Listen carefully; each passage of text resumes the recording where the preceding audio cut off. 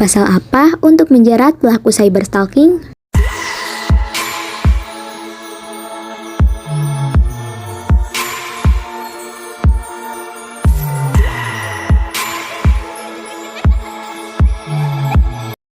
Halo semua, kembali lagi di channel Penegak Hukum. Hukum apa sih yang akan kita bahas hari ini?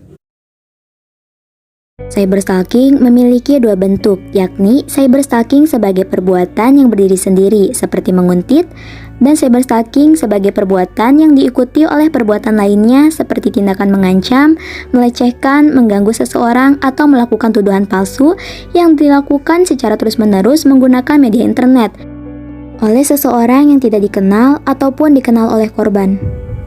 Cyberstalking biasanya diawali dengan mencari informasi lengkap si korban atau bisa disebut menguntit melalui internet.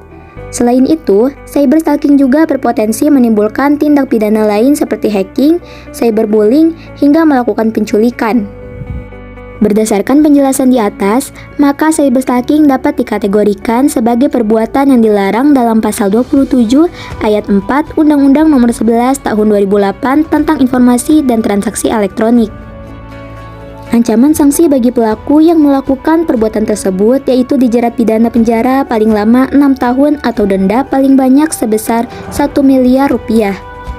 Lebih lanjut, lampiran keputusan bersama Menteri Komunikasi dan Informatika, Jaksa Agung, dan Kapolri menerangkan tentang pasal 27 ayat 4 UU ITE sebagai berikut.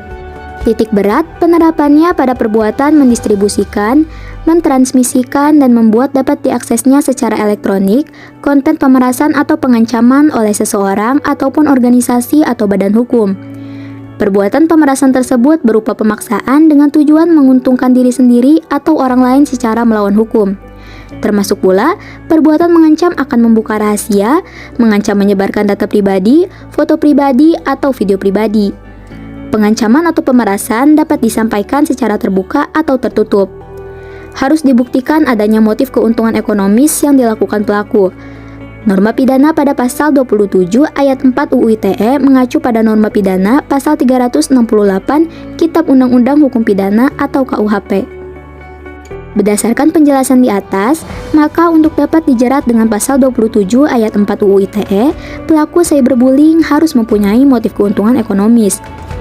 Selain menggunakan UU ITE, pelaku juga bisa dijerat menggunakan KUHP, seperti contohnya pasal 368 atau pasal 335 KUHP. R. Susilo dalam bukunya Kitab Undang-Undang Hukum Pidana atau KUHP serta komentar-komentarnya lengkap pasal demi pasal menerangkan unsur-unsur perbuatan pasal 368 ayat 1 KUHP, yaitu apabila tujuannya adalah untuk membuat korban menyerahkan sesuatu barang atau membuat utang atau menghapuskan piutang atau ancaman kekerasan, maka yang dikenakan adalah pasal 368 KUHP.